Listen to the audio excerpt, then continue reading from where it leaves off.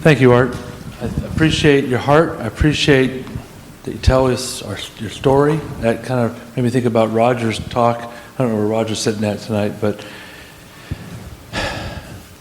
one thing I heard from you is to be a friend, right? Mm-hmm. Something else that occurred to me, I'm not sure if I heard it exactly in your comments, but I thought I'd ask you to comment on it, is, you know, we're a preacher, we go out, we evangelize, we do this, but we're a member of the congregation. We're a fully involved member of the congregation. And that means we're a friend to everybody in the body, and that we're present. Mm-hmm. Being present matters. I just wonder if you'd comment on that.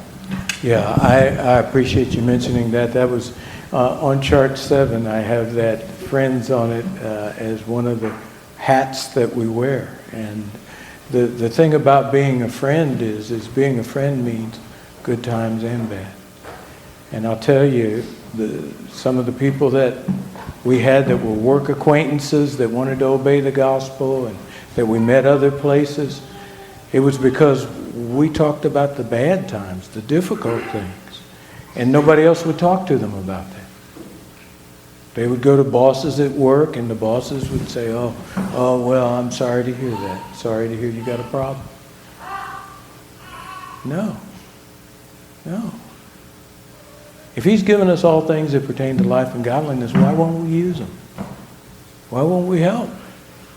We sometimes forget that's the biggest part of our job. I don't know how we could be more of a friend than to offer people peace and life and light. For Christ is the light and life. So I hope that it helps some. There's a lot of verses in 1 and 2 Timothy that say that, so in different ways. So. Okay, brother, I want to ask you a question. And on this idea of a preacher wearing different hats, having different roles that he plays, I have a question about the role of the preacher and his handling his obligations to preach and his obligations to his wife and his children at the same time. How do you balance that? You know, in the past, I don't know it's so much that way today. In the past, some of our preachers preached almost all year long. They were holding gospel meetings beginning maybe in February and go all the way to November, December on the road holding gospel meetings. Right. Many of us don't do that now, but preachers in the past have done that. How do we balance our responsibilities to the Lord as an evangelist with our responsibilities to our wives and children? And how do you not feel guilty like you're shirking one or the other in that situation? No, that's a great question, Doug.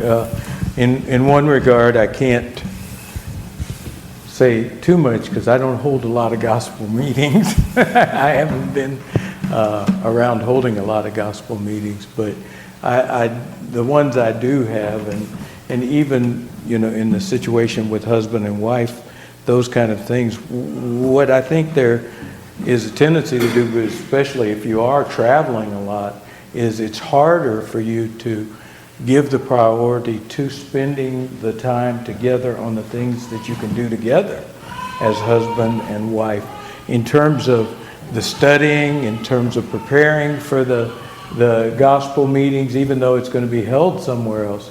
There are things you can do together. You can have not only the husband and wife kind of dinners together or luncheons and surprises and all of those things that you can do as husbands, flowers and all those kinds of things.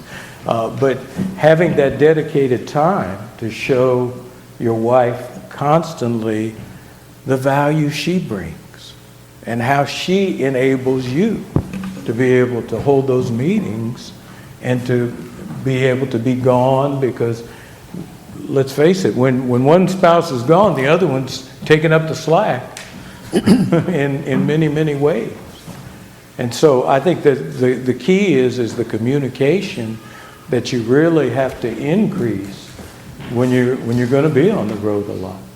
But I think in addition to that communication, I mean, again, the responsibilities to the wife scripturally really don't change. When you talk about Ephesians 5 and you talk about the wife's responsibilities to the husband, we usually see those clear if we're the husband, but there's also things in there like love your wife like Christ loved the church, and those standards that mean we need to be more considerate. We need to be more mindful of what we are doing to help the wife or have the wife help us in making it through those times when there's going to be a lot of distance or travel and separation. I hope that addresses Well, a little bit, it's not necessarily just an easy answer. No, it's not. It's not.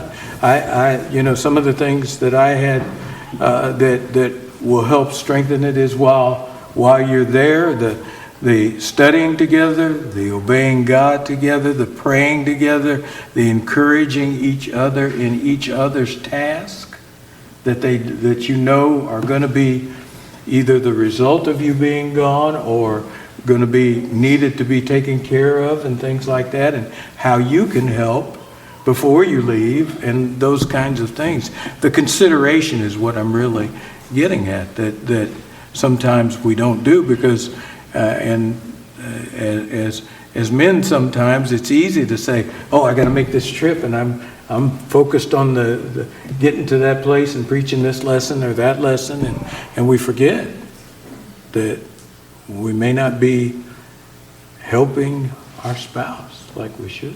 Yeah. I would add one thing too, that don't feel guilty for spending quality time with your children. Oh, that's when I got the fact of the matter is if we're not training the children and spending quality time helping them see how the promises of God are and those kinds of things, what are they seeing? What are they learning? We know how technology plays such a role nowadays because we see most kids in school have all kinds of devices and are focused on all kinds of things that are on those devices. But it's our responsibility to identify the things that can help them grow, because if we don't want to see anything else from our kids, we want to see them obey the gospel. Jonathan.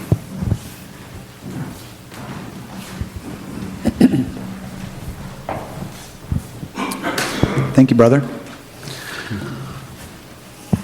I have an anecdote and then a question. Okay. I think this may be helpful in spending quality time with kids. Okay. I struggle at it, and I fail at it a lot. But I have recently bonded with my 10-year-old daughter playing Zelda Breath of the Wild, which is a Nintendo game. And I'm not... I was going to ask you what that was.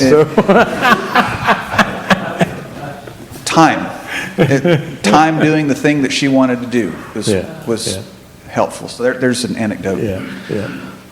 My question is, do we ever get to take off the hat preacher? Because I feel guilty about not answering the call. But if somebody came to us and they said, my job is demanding me to be on call 24 hours a day, and at 9 o'clock at night, I need to be ready to go, and I don't have hours, I'm just supposed to be on call, we would probably tell that person, you may need to find a different job or get a contract or something. Like, you need to set some boundaries. And so, at dinner time, if I get a call from the elders, I feel like I need to answer that call. If somebody wants to study the Bible and it's 5 in the morning, I need to study the Bible with them. And then I need to be up until 9 o'clock in the night because somebody else is getting off work and I got to study the Bible with them then. So when it comes to balance, do we get to take that hat off? And if so, how do we do so effectively? Because I think in our line of work, eternity is at stake, and so we feel compelled to just keep going until we burn out. No, that's a very good question. I don't, when I look at the Bible picture, from my understanding of what I was saying about the Christian graces and all of those things, when I look at the way we do that, we really, when you say, do we get to take the hat off? Yes. Do we get to put another one on as soon as we take it off? Yes. It's a different hat. In other words, we may take the hat off for the kids and put it on for the wife. Or we, it's all the responsibilities that we have. We always have something to do as a preacher. So as far as downtime, if you're just talking about total downtime, I don't see that. I'm old, so I'm a bad one to ask. When I started the work in Glendale, and even when I was in Shreveport working, I was working 60-hour work weeks. And I was preaching, and I was having Bible studies. And the Lord worked that thing out where the kids were at the Bible study. Well, in Glendale, the kids were at the Bible study because there was nobody else but me, usually, when I was having Bible studies. And so they were there most of the time when I was having Bible studies. I don't think it hurt them. I think it helped them. I know that there are many, many times that we can point to, like Mark 1:35, where Jesus receded to a place of rest, went to a desert place and there prayed and rest. So there are breaks we get from wearing the hat, or we switch hats. But the fact of not being a preacher or stopping being a preacher to pick up a hobby or those kinds of things is difficult. The other thing is with the work, all of the employers I worked with before I took the jobs, I told them, I'm off Lord's Day, for sure, every Lord's Day, because that's not mine to give. I told them that I was a preacher and that I would have responsibilities for Bible studies, things like that. I told them if there was a drastic need that was created from a work perspective, I would see where I could fit that in the best, and I would let them know. And that's what I did for 32 years. And the Lord brought me through that. Now, that's probably not the world we live in today from the standpoint of most people, but I have to tell you, that's the way that it was worked out. And I worked till 2 a.m. on some projects. When you're talking to people about financing $3.2 billion, they don't want to hear what time it is, what religion you have, any of that. They don't care. But if you could show them that you're going to get the job done and it's going to be on the time that you want. I'll give you a good example. One of my bosses in Glendale was very adamant at the time we were developing a lot of developments in the city. He was very adamant that he wanted me to be there because I had designed a lot of the financial structures and plans they were going to follow. Well, the problem that came up was he really wanted me to be there on Lord's Day or some other time.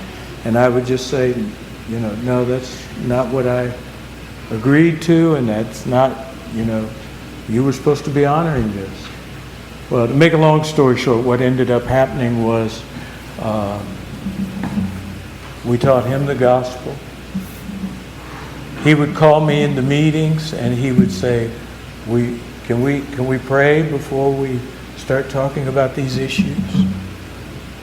He was baptized, his wife was baptized, his sons were baptized. They worshiped, they enjoyed the Bible studies, but then he got so involved in business that now he doesn't come. And my warning is, I know jobs are important, folks, but God's in control of jobs.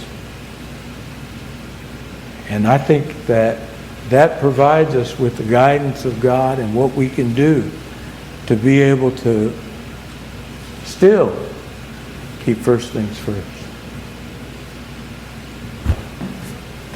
Okay, Brother Greg Gay.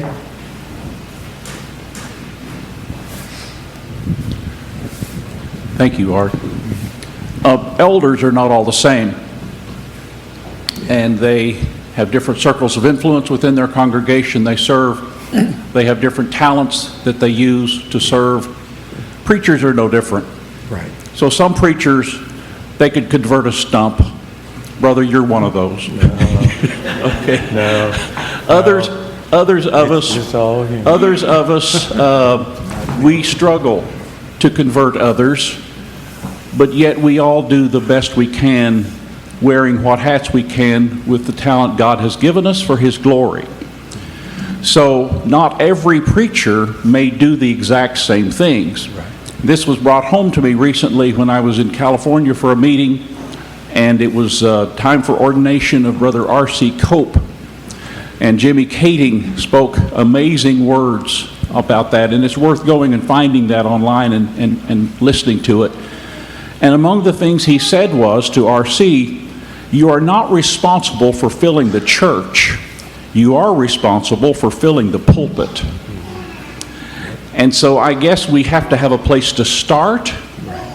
And Ephesians 4 would say our place to start is to help others learn how to serve. Exactly. Because we can work ourselves to death being the only one that serves in our congregation. And we have to serve too. Now, as recently as, well, let's see, yesterday, my wife made me feel very guilty for my schedule that I have planned for next year. For many decades, I worked at a regular job and also preached. And since I gave up the regular job, now I only preach, and I've never put in so many hours in my life. And as I plan my out of the country schedule, she says, you know, you're away from us more and more and more. It's like, yeah. And then my response to her was, I really appreciate your help and your support. Now, I didn't do that to be catty, because I do appreciate her help, her support, her encouragement. And I think what we feel guilty for must be the right things. I don't think we'll ever leave our families to go preach even for a Sunday and not feel, oh man, I'm not with my family. I think that's the way we're supposed to feel.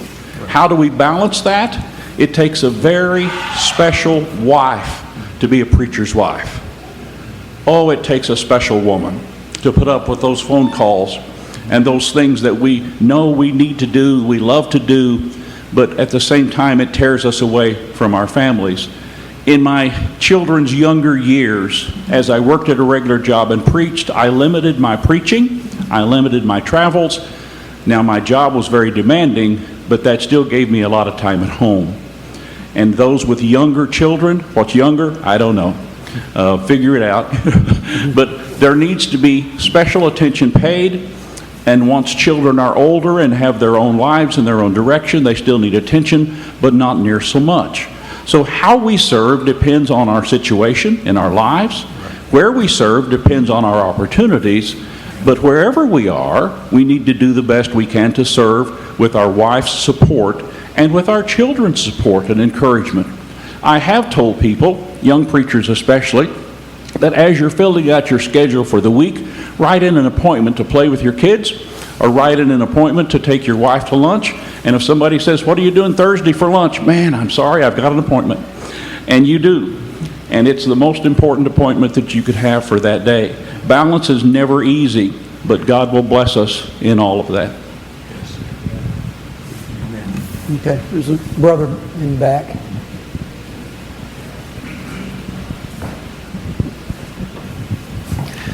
I really appreciate your testimony.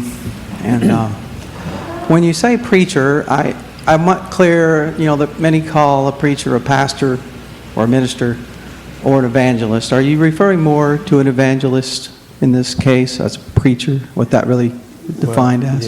Yeah, I use the term preacher, but, a lot of the questions, I think the way I kind of understood it was really dealing with the evangelist or one of the church leaders, the elders. Obviously, as Brother Gay said, they've got a lot of additional requirements that, and I shouldn't say a lot, because being a Christian has a lot also. But yes, sir. Brother Matt? Just to kind of comment on some of what Jonathan and Greg were saying. Actually, I was trying to remember what Greg had said specifically, because he had a virtual meeting for us a few years back, and that comment stuck with me about making that time and that appointment.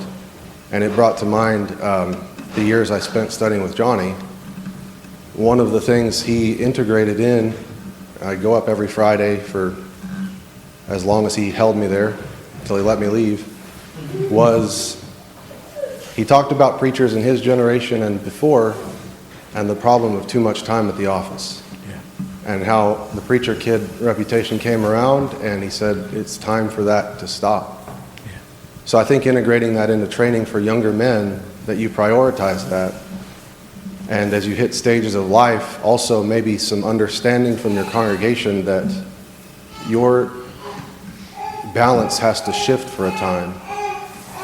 That's come to be more of a reality for me now with 2 kids that are still young. And I think of when I started working for the congregation here, when I started pursuing preaching, I had a personal policy to say no to nothing I was asked to do. And that went on for years. And I got married and I had kids, and that couldn't keep going if I was going to help my family survive. And it's important that we remember, as much as we're most effective at home in our congregations than maybe on the road, I can't speak too much for that, I don't hold meetings much either, you still have to save your family. And that's where you're going to hold the most influence and do the most work, at least for a time. I appreciate that, Brother Barnes.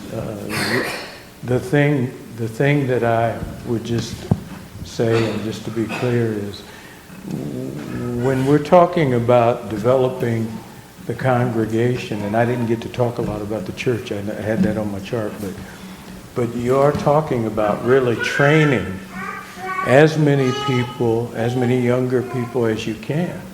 And, that's one thing I'm thankful for the folks in Glendale, because we have a Wednesday night Bible study, but we have a Friday night Bible study, and we have mostly younger folks at that Bible study. And so we're trying to get them acquainted with not only the things that the scriptures teach, but one of the things we're going through now is a workbook that's called I Can Do It.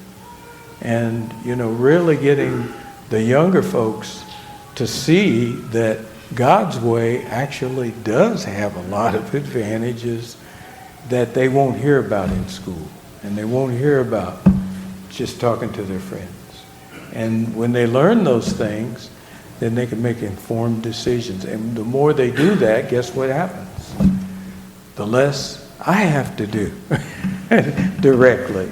And so, again, it spreads those qualities, that qualifying and understanding that God's standards are for the good of the church, the good of the world, if we teach people to teach others how to be saved.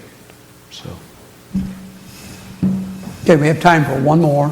It's Glenn Osborne.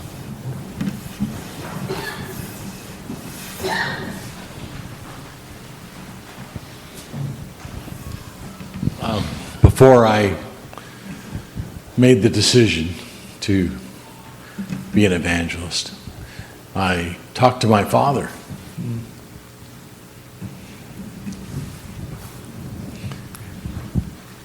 There was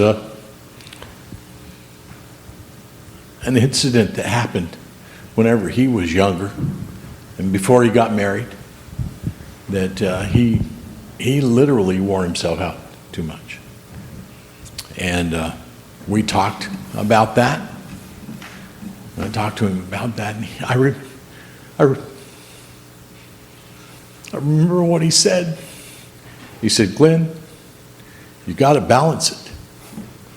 He said, you've got to take control and be a servant of God, and a servant to your wife, and a servant to the church, and you got to teach the church how to serve and how we all need to function together as every joint supplies. And he said, because if you don't, what happens does not give glory to God. Right. He said that humbly. He said, what happens? You can get so far and not show, there's no blessings in that. And that's not the message we want to send.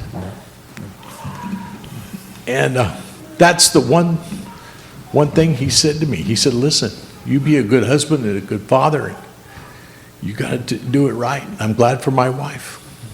I try to take her every place. She kicks and screams and no. Now, I know Reba doesn't do that. No, but he was being objective, and I want to say to young people, you guys, it's a sobering thing to work yourselves to the point where you mentally are incapacitated. You're unable to serve. That does not give glory to God. Right.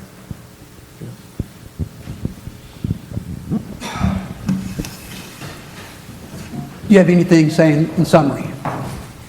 No, just thank you, everyone, for your patient listening, and if anyone does want any more information, I'd be glad to get the rest of the information to you. So, thank you.